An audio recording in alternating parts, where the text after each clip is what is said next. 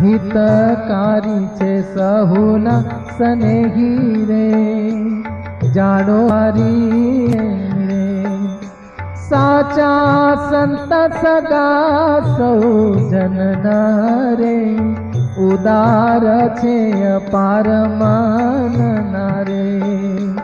जेने शत्रु मित्र समतोले रे, सुखे दुखे दिल माना डोले रे। हानि वृद्धि ने सम विषम रे, नथी आपरथे उद्यम रे।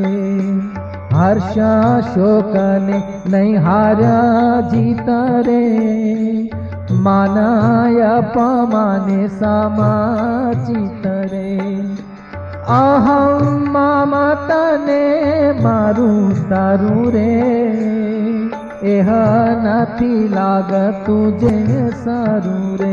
जगत दोष नथी जेमा झरा रे, एवा संत ते संत मारा खरा रे। ए मारहूँ चूँ रात दिन रे, सत्य मान जो मारू वचन रे। अति पवित्र अंतरा पेखी रे, सदा रयो छु शुद्ध लेखी रे। एवा संतने हृदये रही रे, करूँ जीवना कल्याण कई रे। एह संत मळे जे जनने रे, करे पळ माही पावन तेरे। एवा संत छे सगा सहुना रे, सुखदायक जन बहुना रे। जेवी ये संत करे छे साया रे, तेवी थकी के माथाय रे। मात तातने सगा संबंधी रे, करे हितये ह बहु विधि रे। एनु हित रहे आनु याही रे, नावे कल्याण ना काम माई रे। देव गुरुकुल ने कुटुंब रे, एह नहीं साचा संसाम रे। साचा संत ते माया में रहिए रे, मળી जीवाने अभयदान दઈએ रे। अभयदान तो एवं कहेवाय रे, काल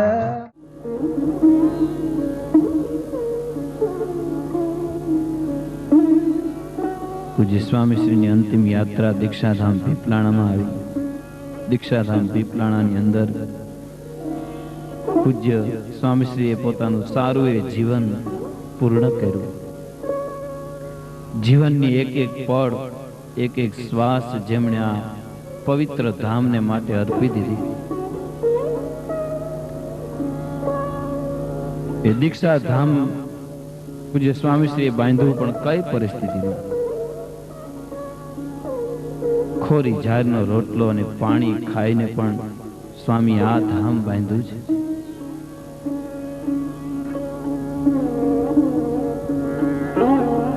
जे गामनी आजूबाजूमां नदीओ वहे छे, कोई पण साधन जई शके तेवी परिस्थिति नहोती। भक्तो पण गरीब परिस्थितिना सवारनु करे तो बपोरनु घटे ने बपोरनु करे तो सांजनु घटे।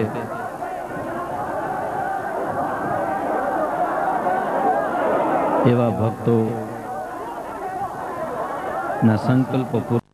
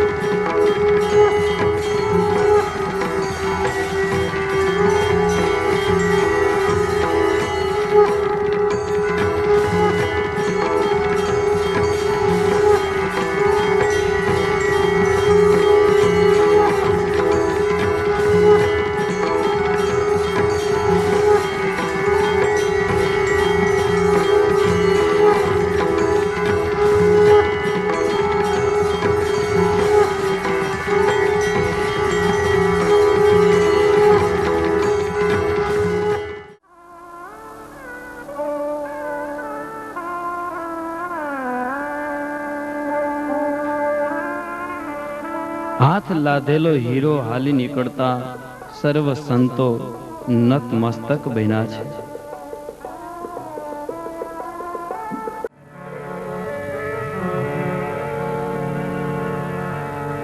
કારણ કે ગુરુની સેવા એ જ જેનો જીવન મંત્ર થઈ ગયો.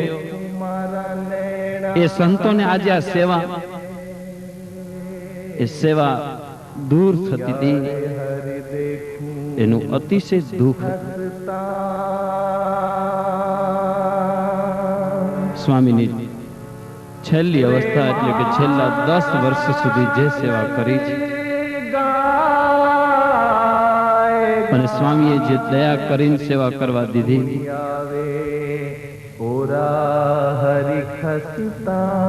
એ સેવાને ક્યાં શબ્દોમાં વર્ણવું?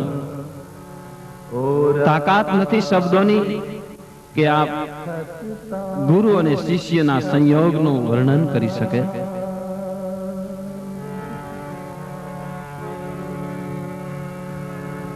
શ્યામળા સુહાગી, અરે શ્યામળા સુહાગી, આમને ત્યાગી રે આણીવાર હરી હવે સાર લેજો.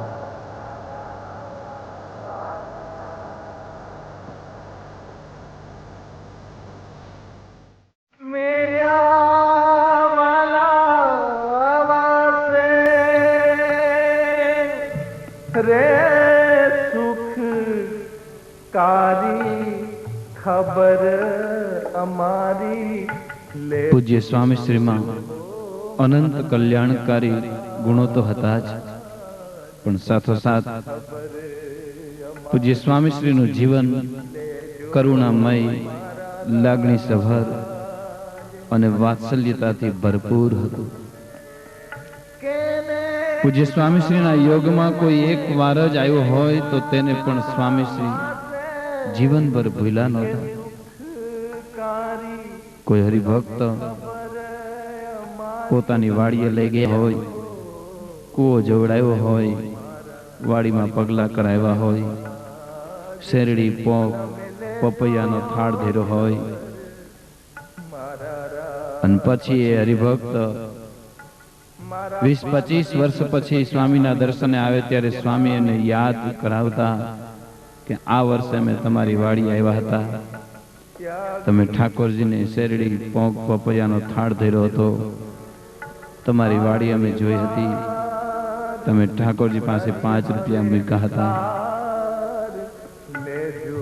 એના જીવનના એક એક પ્રસંગો સ્વામી યાદ કરતા ત્યારે હરિભક્તને થતું, આવડા મોટા સમર્થ પુરુષ મારી એક એક બાબત યાદ રાખી. આ હતી સ્વામીની ભક્તો પ્રત્યેની આત્મીયતા.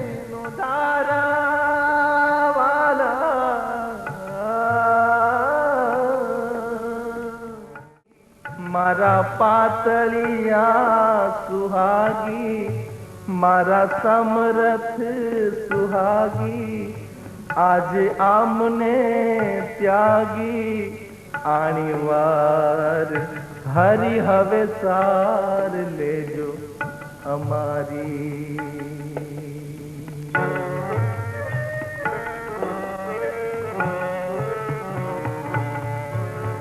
સોરઠના ભક્તો પણ સ્વામીની સાથે એટલા આત્મીયતાથી જોડાયેલા હતા કે સ્વામીનો આદેશ આવે તો સાંસારિક કોઈ પણ વિટમણાને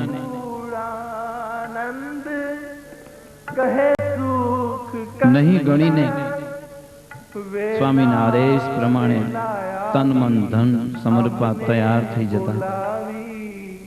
હવે લેજો સાર અમારી.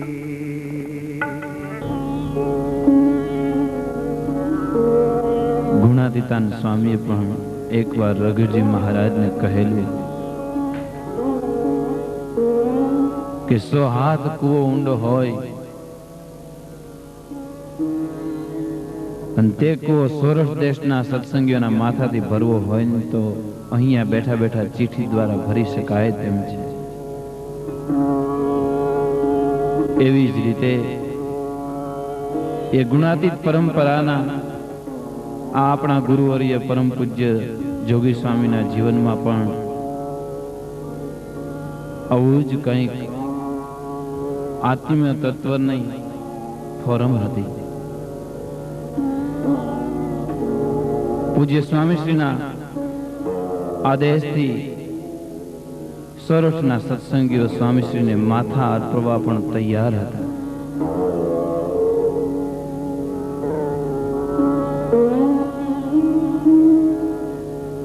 એનું કારણ એ હતું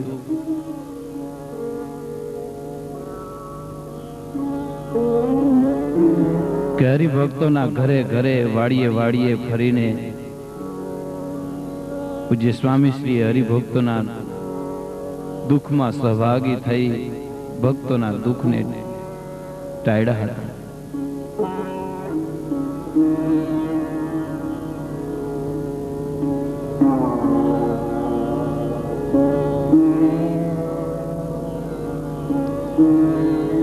એવા મહાન પુરુષની આ અંતિમ યાત્રામાં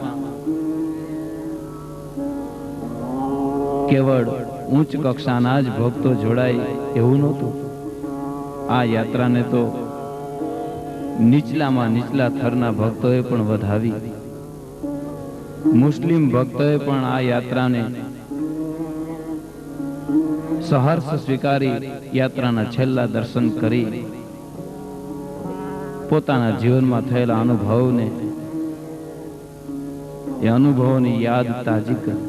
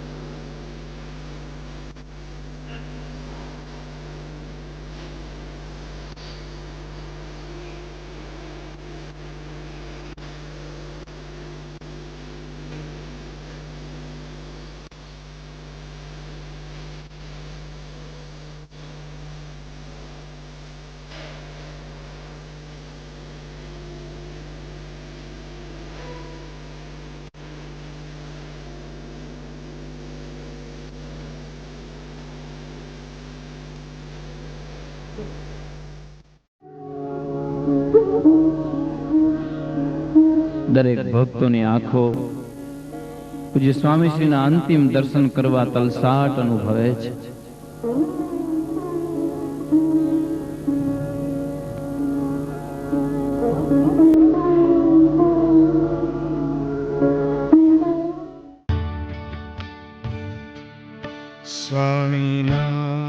સ્વામિનારાયણ સ્વામિનારાયણ